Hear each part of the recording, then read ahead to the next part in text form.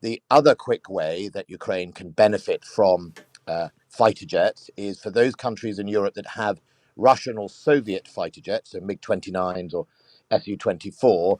If they wish to donate, we could use our fighter jets to backfill and provide security for them as a result, or indeed to backfill to allow them to have their own capability, because they are already configured to fight in a NATO way, where, of course, Ukraine isn't. Is the UK going to send fighter jets, Typhoons, to Ukraine, as suggested by Boris Johnson and Liz Truss? Or is it going to continue to ask for the likes of Poland to send their MiGs and we backfill behind that? I think what we've done is said two things. One is we're going to start the process of training Ukrainian pilots for the long-term resilience of Ukraine on our fighter planes, because after this war is over, Ukraine will need to be able to defend itself, and giving them that capability is really important.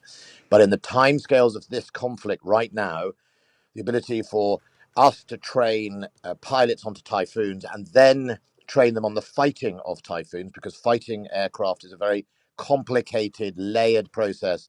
And you also require about 200 people to look after the jets, like a Formula One pit crew, if you know what I mean. And we're not, the West is not putting in, RAF personnel or other Air Force personnel into Ukraine.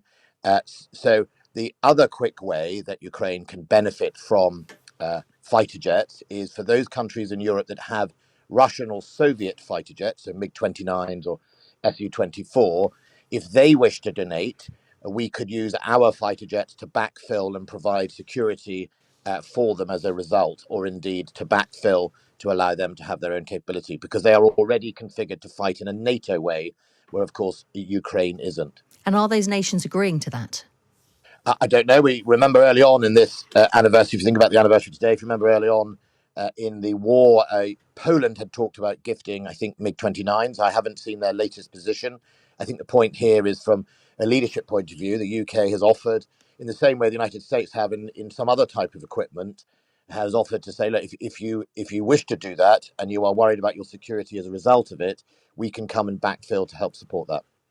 I want to get your reaction to a Ministry of Defence tweet this morning looking at Russia's military effectiveness. And it said that in recent weeks, it has seen a change likely to seek to degrade Ukrainian military rather than seizing substantial new territory. It's kind of looking at an operation to essentially exhaust Ukraine. Do you think that's what Russia's focus is now? It's more about grinding Ukraine down rather than gaining territory? Yes, I think it's a tacit, effectively acceptance of the fact they themselves, the Russian army, with all its alleged might and scale, have failed in this more traditional capture of Russia, off objectives. What we should reflect on within this year is that Russia started this invasion with a plan to effectively take Kyiv in hours and then occupy the whole of Ukraine within 3 weeks. All those objectives, big cities, they've failed to capture. They've failed to hold the one that they took. And I think the defense intelligence tweets this morning really reflect the lack of choices Russia has. And effectively, it's got one thing on its side, which is its scale as a country. And when it's led by a leadership that simply doesn't care about its own troops and its own people, it will move to effectively a meat grinder approach, where it just keeps effectively sacrificing its own soldiers for the vanity of the Kremlin. And as a result, that's why we see huge losses amongst the Russian army, and only gains where we see gains in meters, not miles. Let's talk about China's role in all of this. It's unveiled a 12-point plan to bring the war to an end, saying that the conflict benefits no one. To what extent do you believe China can play a positive role?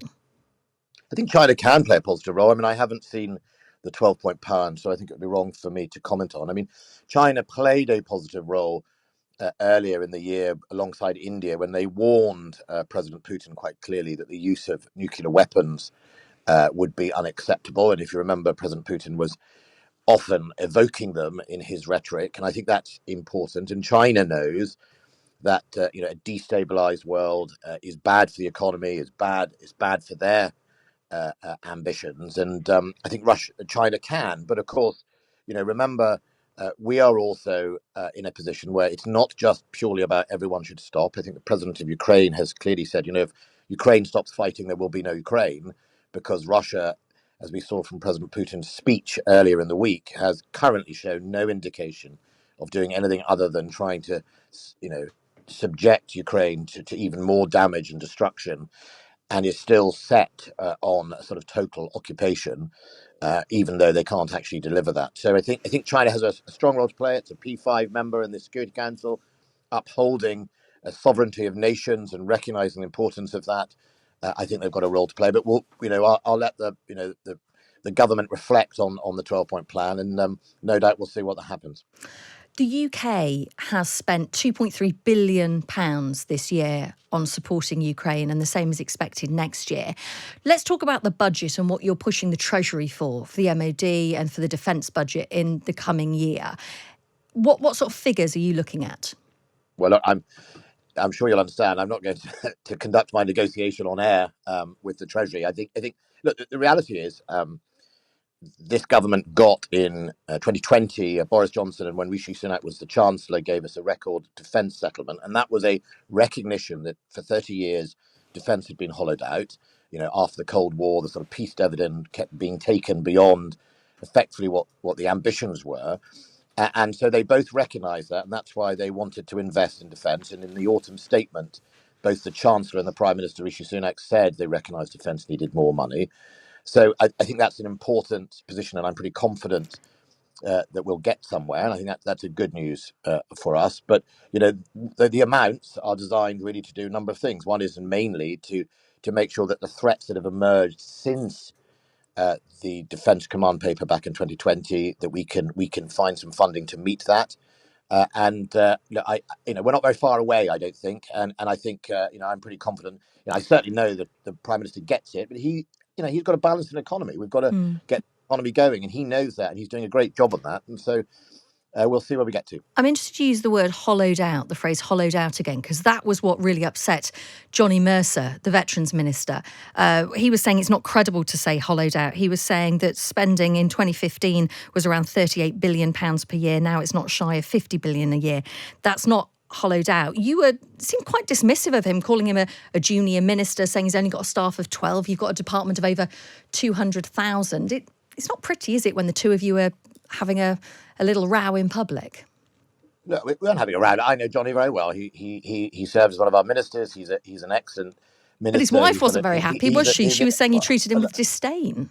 Well, look, I'm not going to get into, and you'd love me to get into this sort of stuff. Look, the reality is Johnny is a great champion for the veterans. He's done fantastic work, and I think there is a point here.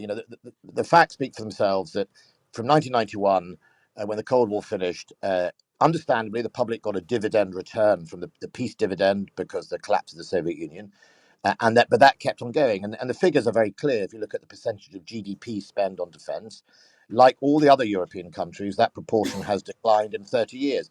And that's actually why, and I think Johnny would be in agreement here, in 2020, the Prime Minister and the then Chancellor Rishi recognised the importance of giving us a defence investment to turn that corner, because, freedom costs money to defend. You have to invest in your defence. They recognise that after all those years, we were all carrying these black holes. You might remember in 2010, when this government originally came in, Labour had left us with a legacy of a £38 billion black hole in its defence spending. And it's very important that you either live within your means and you live within your ambitions as a country, or the people that bear the brunt of that, the men and women of the armed forces, which both Johnny and I work very, very hard to support. And I think no one is quibbling that in 2020 Rishi Sunak didn't give us a record settlement. I've been very clear about that.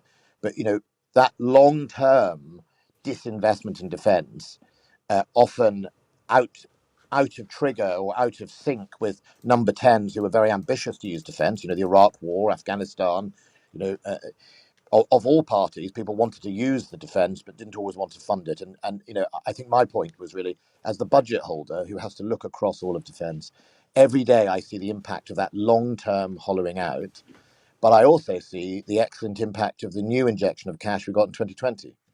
Thank you so much for watching. You get extra points for making it all the way to the end of the video. And if you want to see more from me, Chloe and Callum, you can join us every Friday to Sunday on Times Radio from 6 a.m.